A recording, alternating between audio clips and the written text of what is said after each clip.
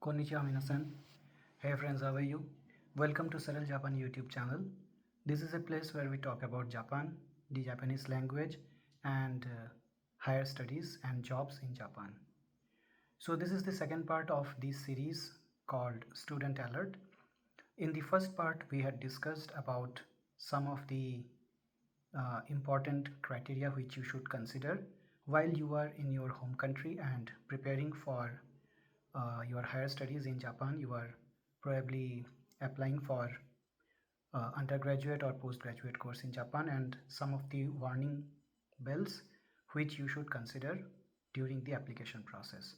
So in today's video I will touch upon a very sensitive subject, and this is when you land upon Japan. So this has something to do when you are already there. So student alert part 2. So to begin with, uh, uh, there are three categories of students who go to Japan for higher studies. In the first category are those students who get full scholarship, both tuition fee as well as stipend. That means they don't have to put any money from their pocket or from their parents. They don't have to borrow any money from anywhere, so their entire cost is covered. Then in the second category are those students who have to pay the tuition fees. That means all the fees that are to be paid to the university, but they get some kind of stipend, monthly stipend, be it in the form of a JASO scholarship or any other private scholarship or any fellowship from the university itself or some any kind of funding. So this is the second category. So here the living expenses get covered. And in the third category are those students who are fully self-financed. That means they neither get any tuition fee waiver, maybe a partial waiver they may get in the last two terms or semesters, and they do not get any kind of living stipend. So they have to bring their own money either from their parents or from their own savings. And for such students there are options in the campus for some kind of odd employment. Now in the Japanese student visa you cannot work outside, you cannot do a full-time job, you cannot get employed anywhere. The only work that you can do is the in-campus teaching assistantship, research assistantship, or any kind of work within the university campus and which are directly under the university's control. So what happens when a candidate gets selected, when gets an admission offer but not his scholarship, he and his parents, the entire family, goes into a kind of dilemma. That means whether to accept the offer or not, because forget about scholarship, even getting an admission to a Japanese university itself is very difficult. So when someone gets an admission, it becomes a very tough decision that without scholarship, will it be a wise decision to go there or not. So many a times it happens that the family decides to send their child, their son or daughter to Japan even without a scholarship, and they somehow decide that they will manage the expenses, and also that their son or daughter will find some kind of in-campus assistantship or some work to support themselves. So with this understanding they send their children, and there is uh, so they accept the admission offer without the scholarship and they decide to go there. Now after going there, things are not that easy, to be very honest. Things are not easy. So it's true that there are assistantships, but those are also limited. It's not that every student will get that assistantship. There is competition everywhere nowadays. So even for JASO scholarship, it's again on the basis of merit, and other assistantship and everything is on your luck. So you may get it, you may not get it. So there is no 100% guarantee that you will get. So in such a situation, there is a lot of pressure on the student because the Japanese expenses is very high. So sometimes it happens that the parents initially they start sending money, but after some time it becomes really difficult to send more money, and to bear the expenses it becomes very difficult. And at that time the problem begins. Now the student there, he starts looking for some work that will give him quick money. He doesn't have much time because of the study pressure, and also legally he is not authorized to work outside the campus. So now the darker side of Japan comes into picture. The students, not all students, but some students uh, fall into some bad company, and they do something which they should not. So in this video I'm going to touch upon that point, so you will not get this information anywhere else, because I have experienced this. I have seen this with my own eyes when I accidentally visited one of those places during my stay in Japan few years ago, and from that experience I am sharing this information with you. So I have thought a lot on this, whether to share this or not, since this is a dark topic, and which I am not very much comfortable sharing in this channel. But I will try to narrate this through indicative and symbolic words. I won't be very explicit in my explanation, to preserve the sanctity of this channel, which is meant for Japanese learning and other aspects of Japan. So but since this is a very important and sensitive topic which every student who is going to Japan, and in fact their parents should also know, so I am giving this information. So if you are offended by such kind of things, so please do not watch further. And also girls and women, you need not watch this video. This is purely for the boys or the male students. So you may uh, you may uh, you may close this video if you want. And for male students I would recommend you to watch this, but still again it is a disclaimer that if you are offended by such topic, you may select to stop viewing this at this from this moment onwards. So the thing is, uh, a few years ago I was in Japan, so I was roaming in the Shinjuku area.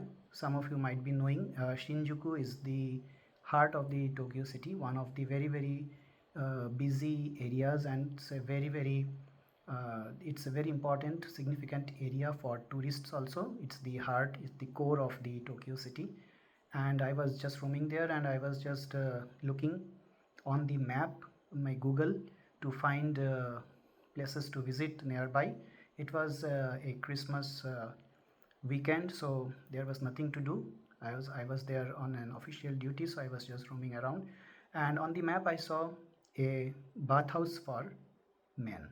So it was written, although like on the map, Google map in Japan, you will see everything written in Japanese, so it is very difficult to make out what is what. So fortunately it was written that it's a bathhouse, that is a sauna, a men's sauna there. So I decided to visit that one, as it was my first as it would be my first experience in a sauna. So how the sauna bath looks like, how is the experience of being into a jacuzzi and all. So to explore that I went inside. So when I went inside, everything was fine. So it costed me around 4,000 yen, and it was it like for 12 hours. I think if I remember correctly, you can stay there for 12 hours or so continuously.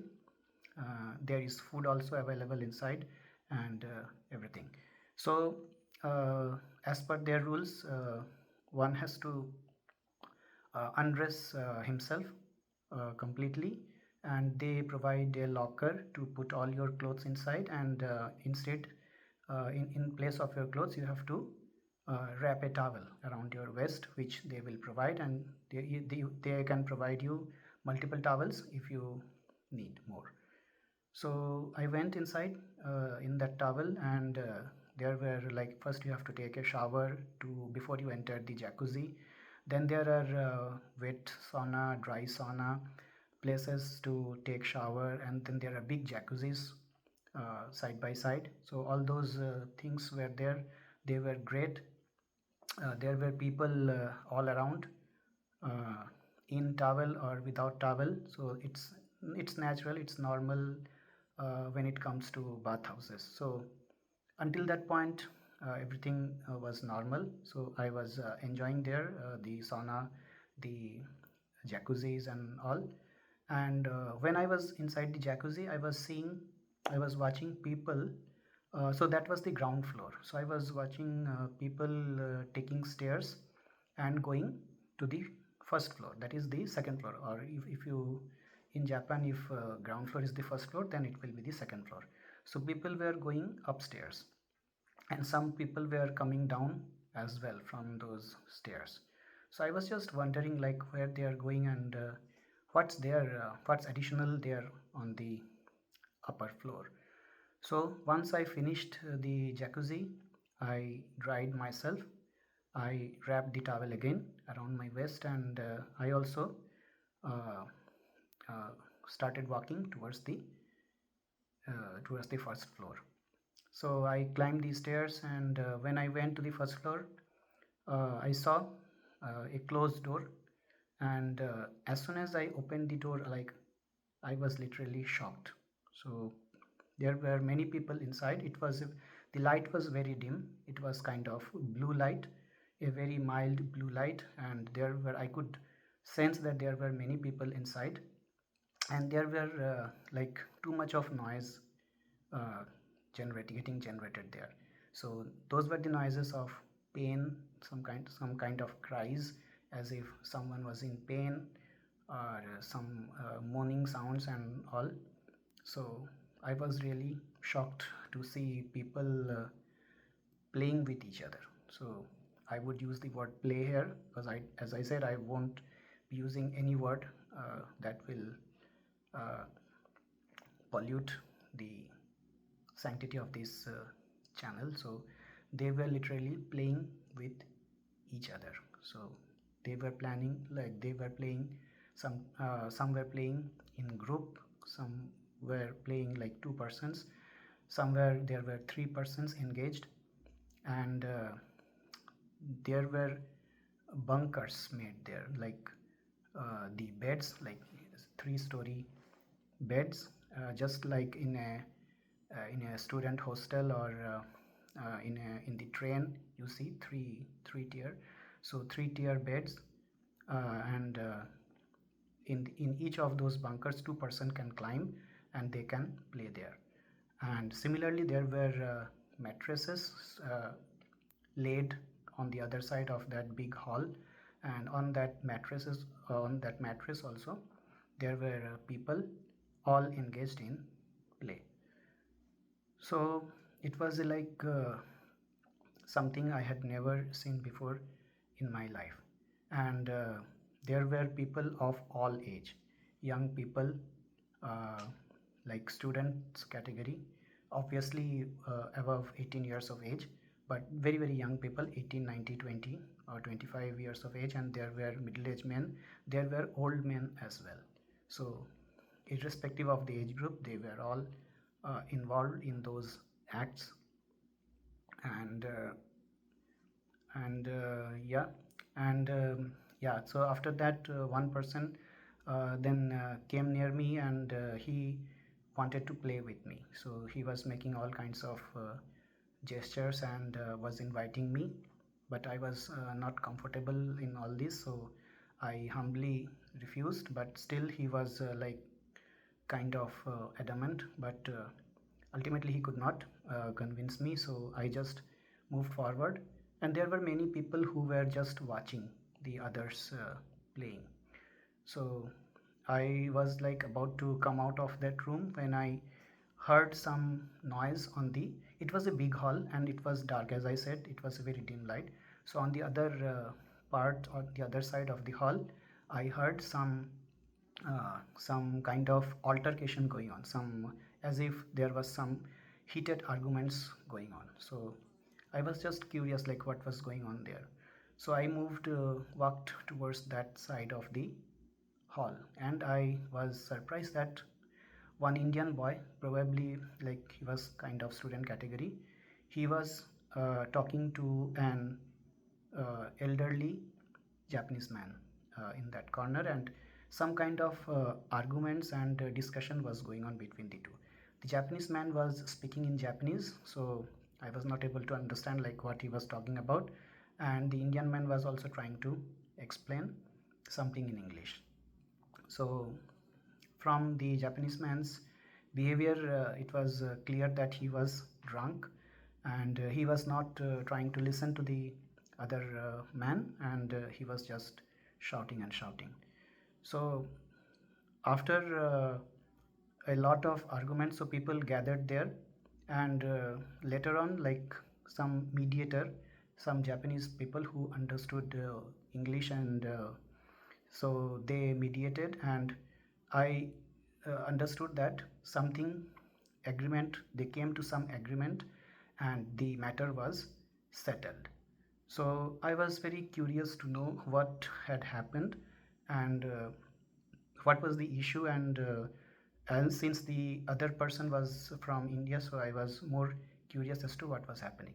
So once the matter was solved, I saw the Indian boy going out of the hall towards the towards downstairs from where we came, and so I followed him basically. So he went down and he went to one of the showers, so I just followed him, and I uh, from the back I called him like what's happening. So I asked him. So at first he was very reluctant to talk to me, and he just moved forward, but I was extremely curious to know what actually happened. So somehow I convinced him, and so after that he told something to me which has because of which I am making this video. So what he said is was really shocking, and which I think I should share with this forum. So what he told me was that he and like him there are other students as well, mostly international students, and from all over the world, uh, who visit that place over the weekend. So that place is 24 Kaikan in Shinjuku. So that is the place I am referring to. 24 Kaikan is the name of that bathhouse, which is located in the heart of the Tokyo city in the Shinjuku area. And he said that he and some other students as well, they visit that place over the weekend, and they earn a good amount of money there. Since they are not on scholarship, they have to support themselves, and they can make quick money as they cannot work outside. So here unofficially they can make a lot of money in a very short period of time over the weekend. So they come here on Friday night, they stay here until Saturday evening, and then they return back to their accommodation, and they'll make a lot of money there by providing those kind of play services to the elderly Japanese men who are ready to pay to those young students. So this is what is happening there, and the reason for the heated argument with him was that although he took money to provide his service to that man, he, when they started the play, he was not feeling very comfortable with that man, and that was the reason that he was trying to pull out, and the Japanese man got angry as he was already in an inebriated condition. He was drunk, so he was not ready to leave that man, and when the other Japanese men intervened, then only he allowed him to go. And yeah, so that was the reason. And he told me that they offer good money, so they can make as much as like around 25,000 to 30,000 yen per visit by serving to different like multiple persons one after the other, and they make a good money there. So it's not that every student is going there, but some of these students are going there. So this video has been almost 20 minutes now, so it's not yet over. So I will tell you what he told me. So I kind of took an interview of him, and which I will share in the second part of this video, and how he got into all of this, and what are the expectations from such students, and how one should avoid these kind of traps. So that I will talk about in the next video. So be careful when you go to Japan without scholarship. So this is just an example. There are many more such traps which students fall prey to very easily, because this is a very easy money, very quick money, and a lot of money. So which students generally the it's promising basically, so they are not able to restrict themselves. And since this is not a crime, because 24 Kaikan is a registered bathhouse, and this is not a crime. No one is underage. Both the student and the other person are above 18 years of age. So it's a personal choice, so no one can say anything to that. And since there is no written record of the payment, it's all by cash and unofficial, so there is no way one can uh, file any legal case against anyone. So that's the reason why this is still there, and you will not find this news anywhere, because it's all very secret and it's all very private, and it's according to the mutual consent between the people who are indulged in such activities. So I will give more information on this topic in the next video. Till then, keep watching the other videos, and stay alert when you are in Japan. So that's all for today. Thank you for watching. See you again.